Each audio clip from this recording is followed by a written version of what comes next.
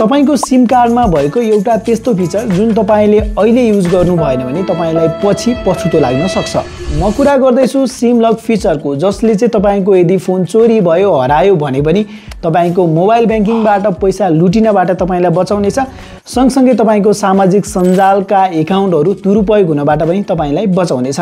यसको लागि तपाई आफ्नो फोनको सेटिङ्समा जानु होला। त्यसपछि कनेक्सन भित्र चाहिँ जानु होला। कनेक्सनमा तपाईले सिम म्यानेजरको अप्सन देख्न सक्नुहुनेछ, त्यहाँ क्लिक गर्नु होला। त्यसपछि तपाईले यहाँ मोर सिम सेटिङ्स भनेर देख्न सक्नुहुनेछ।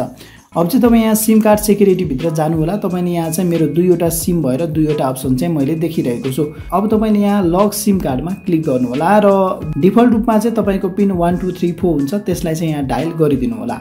ओके, अब चाहिँ यहाँ मेरो सिम कार्ड चाहिँ लक भइसकेको छ र अब चाहिँ तपाईले यहाँ चाहिँ यो पिन चाहिँ चेन्ज गर्नुपर्ने हुन्छ। तपाईको डिफल्ट पिन छ भने त्यसलाई पहिला सुरु यहाँ राख्नु होला। अब चाहिँ तपाईले यहाँ नयाँ पिन चाहिँ राख्न सक्नुहुनेछ, जुन चाहिँ तपाईलाई सजिलो होस् याद गर्न, जुन बेला पनि तपाईले चाहिँ हान्न सक्ने खालको पिन चाहिँ राख्नु होला। ओके, मेरो चाहिँ अब यहाँ सक्सेसफुल्ली चेन्ज चाहिँ भइसकेको छ। यसरी सेट गरेको पिन बिर्सिएर पनि नबिर्सिनु होला। अब यसले कसरी काम गर्छ त? यदि तपाईले आफ्नो फोन अफ गरेर अन गर्नुभयो भने पनि तपाईले यो राखेको पिन चाहिँ त्यहाँ हान्नुपर्ने हुन्छ, तब मात्र तपाईको सिम चाहिँ स्टार्ट हुन्छ अथवा सिमले चाहिँ काम गर्न थाल्छ।